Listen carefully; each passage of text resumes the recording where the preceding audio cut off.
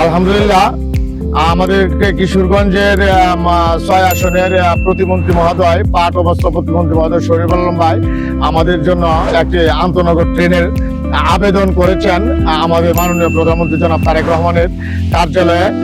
আমরা অল্প কিছুদিনের মধ্যে ইনশাল্লাহ ঢাকা থেকে ভৈরব পর্যন্ত বিরতিহীন একটি ট্রেন এবং চালু হবে।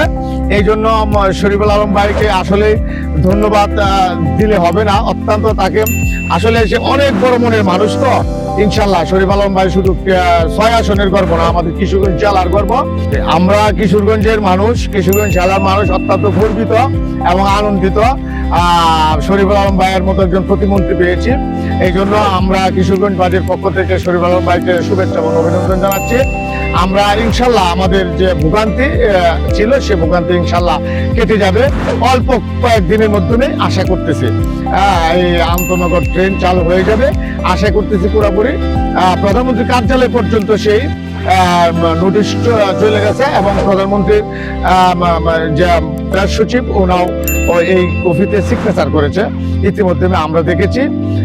তো আমরা আশা করতেছি আগামী কিছুদিনের মাধ্যমে আমরা এই প্রতিমন্ত্রীর যে ট্রেন আন্তনগর চালু করার জন্য প্রচেষ্টা চালিয়েছে সেটা যেন আল্লাহ পাকা ওনাকে দ্রুত হাত বাড়ায় দেয়, ওনা যেন প্রয়োজন করে আল্লাহ পাক ওনা যেন আমাদের কিশোরগঞ্জের আশা আকাঙ্ক্ষা পূরণ করতে পারে। আমাদের শরীফুল আলম ভাইয়ের সেই পদক্ষেপ শুধু কিশোরগঞ্জ 6 আসন নয়, শুধু কিশোরগঞ্জ জেলা বাসটি আজকে আনন্দে এবং মানুষ আনন্দে শরীফুল আলম ভাইকে স্বাগত জানাচ্ছে। তো আমরা এখন চলে যাব সাধারণ মানুষের কাছে।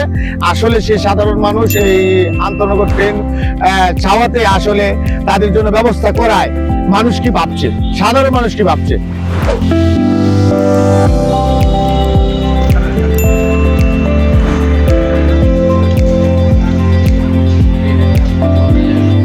আসলে আমরা শরীফুল আলম ভাইয়ের যে পদক্ষেপ নিয়েছেন, এই পদক্ষেপের জন্য আমরা কিশোরগঞ্জবাসী অত্যন্ত আনন্দিত।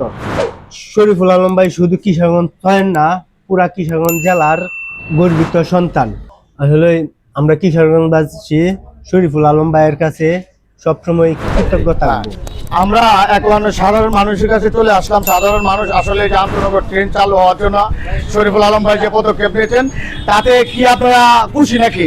আলহামদুলিল্লাহ খুশি, সবাই খুশি আছেন। তো আগামী দিন শরীফুল আলম ভাই যেন আরো আমাদের জন্য কিছু করতে পারে এই জন্য দোয়া চাই। হ্যাঁ, আলহামদুলিল্লাহ। সবাই একটু হাত তুলে বলে ইনশাল্লাহ, ইনশাল্লাহ।